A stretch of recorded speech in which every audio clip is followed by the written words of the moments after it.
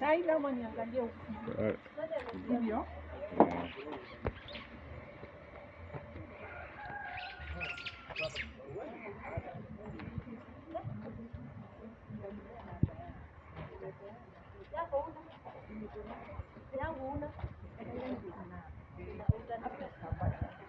How are you doing? Happy Sabbath. Good. Happy Sabbath. Imetosha?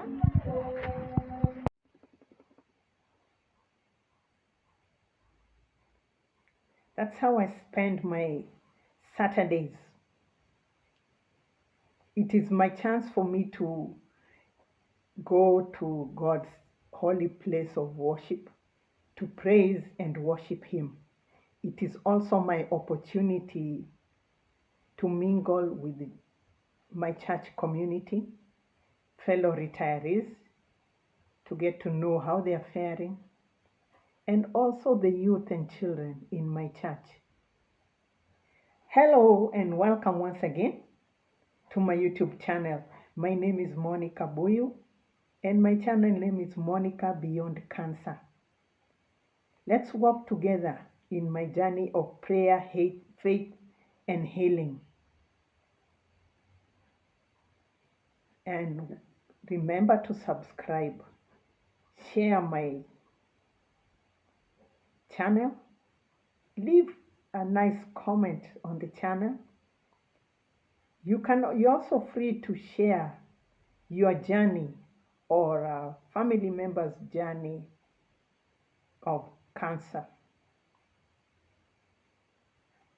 So, as a Seventh-day member of the Seventh-day Adventist Church, we are known to spend the whole day in church. We spend the whole day in church for a good reason. Apart from what I had earlier said about mingling and all, we do have a shared lunch after the sermon. The shared lunch is prepared by ladies in organized groups in my church, and every group takes turns in the purchase of the ingredients for the meal, preparation of the meal, serving the meal, and also cleaning up after the meal. It's during that meal time that people mingle and get the opportunity to mingle and share. And after the lunch, we have a Bible study session. The Bible study most of the times is based on the sermon that had earlier been given in the church. It is a very interactive session of discussion and a question and answer session. And after that, it's usually between 30 minutes to 45 minutes. And after that, we get also an opportunity to go have meetings, departmental meetings, different departments in the church. If it's for the children and the youth, it's the opportunity to practice maybe songs, marching, to march, and learn some outdoor skills. So back to my journey of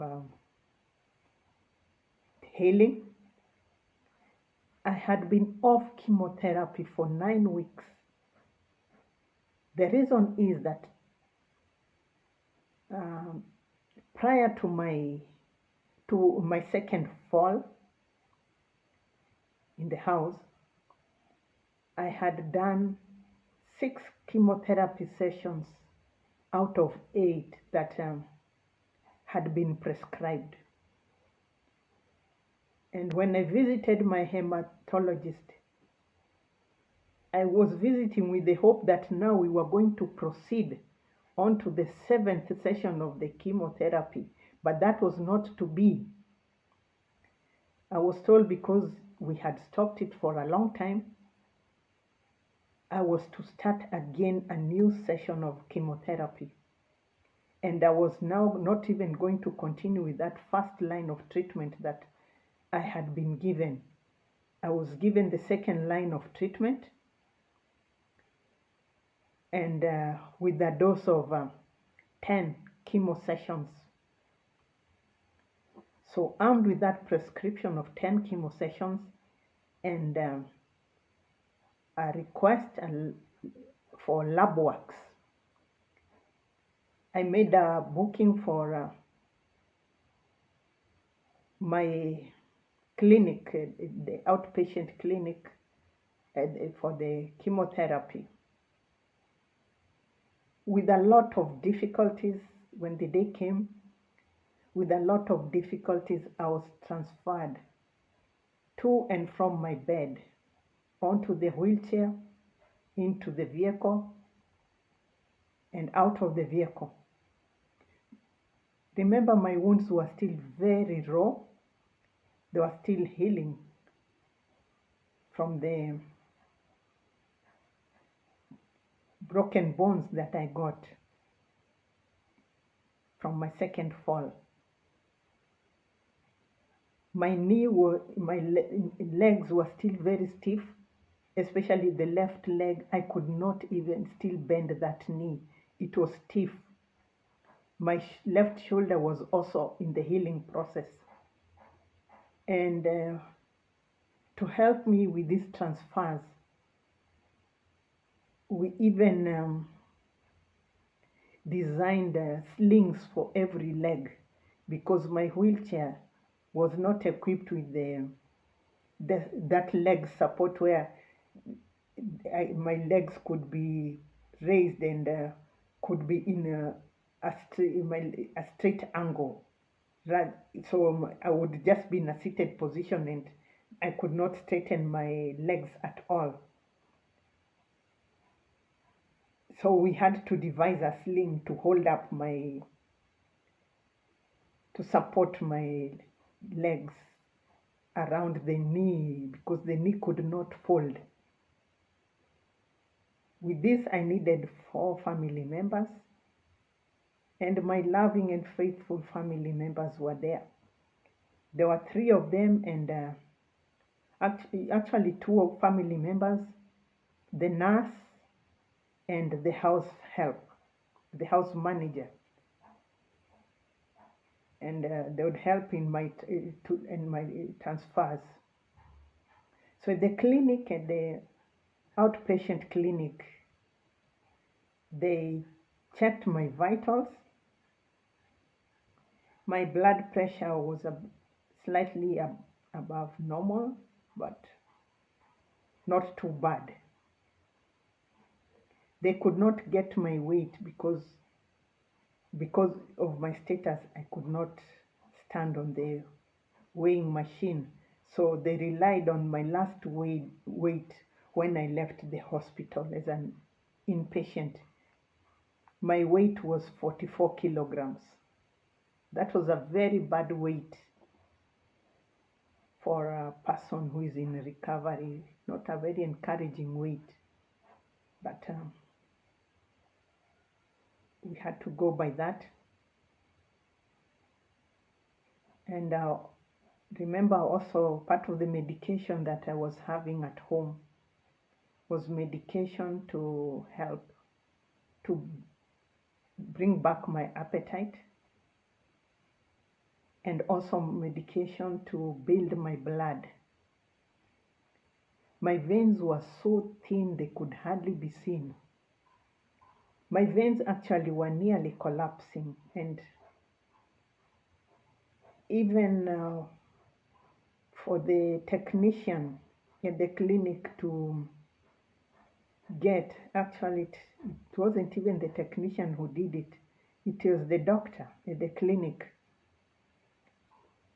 to get the right vein, to get the vein that they would use to draw blood from my system in order to do the lab works that the doctor had prescribed.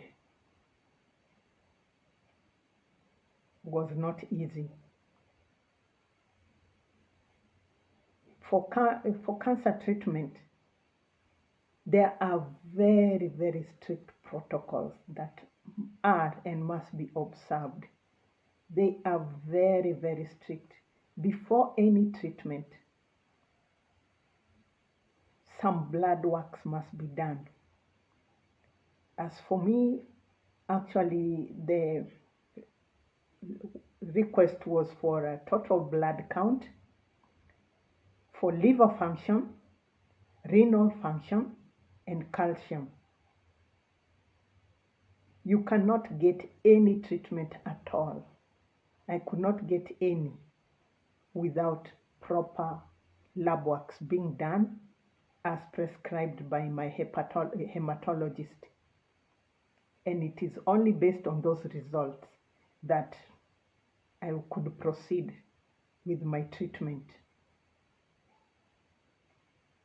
So, because of the status of my health and my veins, it would only be on the third attempt that the right vein was found and blood was drawn for the lab works, and it is the same vein that the IV line was placed. Just in this was that as a precaution that if my blood works turn out to be okay, then I would proceed with my treatment, and there was no need again for me to be poked once again to get an IV line. So now, with the blood drawn, I was to wait for my results for the lab works for about 1 hour. So be sure to watch again my next video. Remember to click on that notification bell so that you will be able to follow up on the results of my lab works and what followed after that in my next episode. So may God bless you all, and until next time, bye bye for now. I love you all.